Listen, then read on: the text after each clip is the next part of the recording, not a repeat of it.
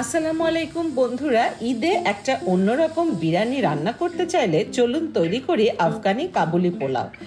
আমি প্যানে প্রায় হাফ কাপ পরিমাণ ঘি দিয়েছি। এখানে ঘিটাই ইউজ করতে হবে। সেখানে আমি প্রায় হাফ কেজি পরিমাণ পেঁয়াজ দিয়ে একটু নেড়ে চেড়ে 1.5 কেজি খাসির মাংস এখানে আমি দিয়ে দিয়েছি। খাসির মাংসটা একটু ভাজা ভাজা করে দিয়ে তাতে দিয়ে দিলাম 1 টেবিল চামচ জিরা বাটা এবং স্বাদ মতো লবণ আর 1 টেবিল চামচের একটু বেশি আদা কুচি।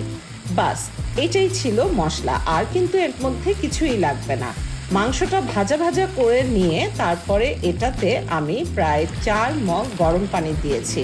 আমি কিন্তু এখানে মাংসটাকে প্রায় 15 থেকে 20 মিনিট ভেজেছি শুধুমাত্র ঘিয়ের মধ্যে। এটাতে দারুণ একটা সুঘ্রাণ আসবে এবং খেতে অসম্ভব টেস্টি হবে। মাংসটা সিদ্ধ হতে থাক, এই ফাঁকে আমি আরেকটা প্যানে একটু ঘি দিয়ে 3টা গাজর কুচি এবং কিশমিশ দিয়ে একটু ভেজে নিব। এখানে কালো কিশমিশটা ইউজ করে, না পেলে আপনি সাদাটাই ইউজ করতে পারবেন। মাংসটা আমার সেদ্ধ হয়ে গিয়েছে। এখন এই পানির থেকে মাংসটা আমি তুলে নিব, অর্থাৎ মাংসের ঝোল থেকে আমি মাংসটা আলাদা করে নিব এবং ঝোলটাকে আমি একটা বাটিতে ঢেলে নিব। আবার সেই মাংসগুলোকে আমি ওই প্যানেই দিয়ে দেব। আর এখানে আমার 1.5 কেজি পরিমাণ চাল আছে। আমি মাংসের পানির সাথে চালের জন্য আরেকটু লবণ অ্যাড করে দিলাম, আর সেই সাথে আমি পুরো মাংসের ঝোলটা এবং তার সাথে পানি মেপে দিব।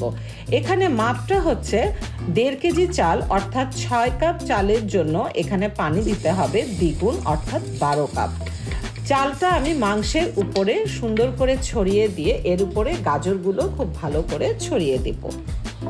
এরপরে এটাতে আমি প্রায় 1 কাপ পরিমাণ মাওয়া দিয়ে দিলাম। মাওয়াটা যদিও অথেন্টিক রেসিপিতে ইউজ হয় না, কিন্তু আমি এখানে একটু অন্যরকম করার জন্য ইউজ করেছি। সেই সাথে দিয়ে দিলাম কিছুটা কাঁচামরিচ।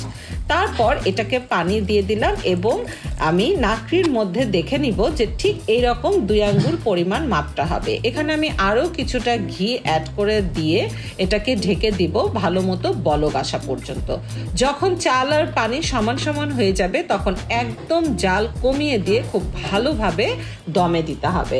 বাস হয়ে গেল আমার অত্যন্ত মজাদার হালকা মশলার আফগানি কাবুলি পোলাও ঈদ স্পেশাল।